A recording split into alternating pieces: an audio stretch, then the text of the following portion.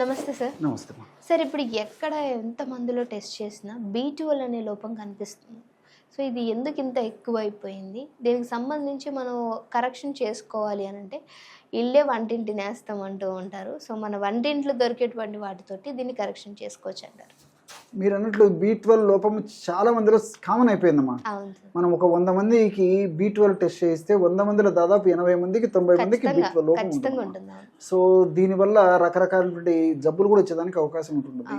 ఈ B12 లోపానికి ప్రధానమైన కారణాలు 3గా చెప్పుకోవచ్చుమా. నంబర్ 1 పోషకాహార లోపం. అంటే మనం తీసుకునే ఆహార పదార్థాల్లోనే పోషకాల్లోనే B12 తక్కువగా ఉండడం. రెండవది ఆల్కహాల్, ఎక్కువగా లిక్కర్స్ తీసుకునేటువంటి వాళ్ళలో కూడా ఈ B12 లోపం ఉండేటువంటి అవకాశం ఉంటుందమ్మా. మూడవది కొన్ని రకాలైనటువంటి ఔషధాలు.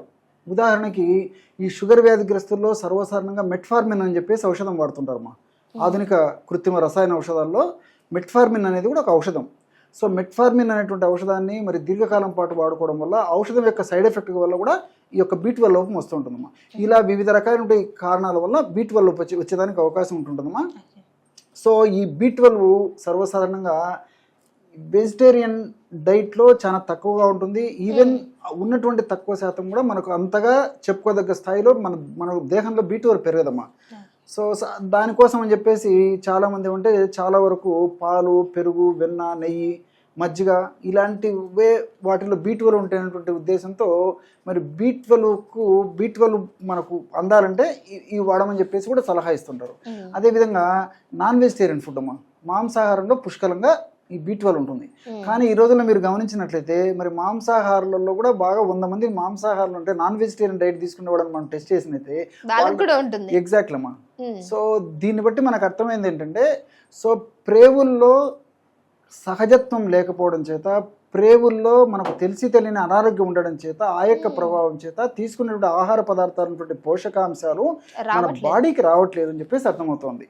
సో నాన్ వెజిటేరియన్స్ కూడా మరి అది ఉంటుంది. నాన్ వెజిటేరియన్ ఫుడ్ తీసుకున్నప్పుడు B12 ఫిలప్ కావాలి కదమ్మా, అది కావట్లేదు అనమాట. సో ఈ విధంగా రకరకాల కారణాల వల్ల B12 మనకు సరిగా అందడం లేదనమాట. అదేవిధంగా ఇప్పుడు ఫర్ ఎగ్జాంపుల్ మా పాలు, పెరుగు, వెన్న, నెయ్యి, మజ్జిగ ఇవి మంచివే. కానీ ఈ రోజుల్లో మంచి పాలు దొరకడం లేదు, మంచి నెయ్యి దొరకడం లేదు, మంచి వెన్న దొరకడం లేదు. ఒకవేళ వెన్న, నెయ్యి ఇలాంటివి ఏదన్నా కొంచెం ఎక్కువ వాడదామని చెప్పేసరికి డాక్టర్స్ ఇన్స్ట్రక్షన్స్ ఉంటాయి. ఫ్యాట్ పెరిగిపోతుంది, కొలెస్ట్రాల్ పెరిగిపోతుంది, గుండె జబ్బులు పెరిగిపోతాయి, దాంతో భయపడి మానుకుంటాం. సో ఈవెన్ నాన్ వెజిటేరియన్ వల్ల కూడా నాన్ వెజిటేరియన్లో ప్రోటీన్స్ B12 ఉన్నప్పటికీ దాంట్లో ఫ్యాట్, దాంట్లో కార్బోహైడ్రేట్స్ ఉండవు, అదేవిధంగా ఫైబర్ ఉండదు. సో ఫైబర్ చాలా అవసరం అమ్మా. సో ఈ మాంసాహారంలో ఫైబర్ ఉండకపోవడం చేత ఎక్కువ మాంసాహారం తీసుకున్నప్పుడు B12 కథ దేవుడరు కానీ వివిధ రకాలైన గుండె జబ్బులు, తర్వాత ఈ యొక్క రక్తనాళాలకు సంబంధించిన సమస్యలు, మెదడుకు సంబంధించిన సమస్యలు వచ్చేదానికి అవకాశం ఉంటుంటుంది. కాబట్టి ఏది ఏమైనప్పటికీ మనం B12 లోపం అధిగమించాలంటే మనకు దొరికేటువంటి ఆహార పదార్థాల్లో అత్యద్భుతంగా ఉన్నటువంటి B12 ఉన్నటువంటి ఆహార పదార్థం మామిడి చీడి. చాలా మందికి తెలియదమ్మా. మామిడి పండు ఎగ్జాక్ట్లీ అమ్మా. మామిడి పండు తింటుంటాము, మామిడికాయ వివిధ రకాల వంటకాల్లో వాడుతుంటాము, మామిడి జీడిని పక్కన పారేస్తుంటాం. కానీ మామిడి జీడిలో కూడా B12 పుష్కలంగా ఉన్నట్టు పరిశోధనల ద్వారా కూడా నిరూపణ అయింది.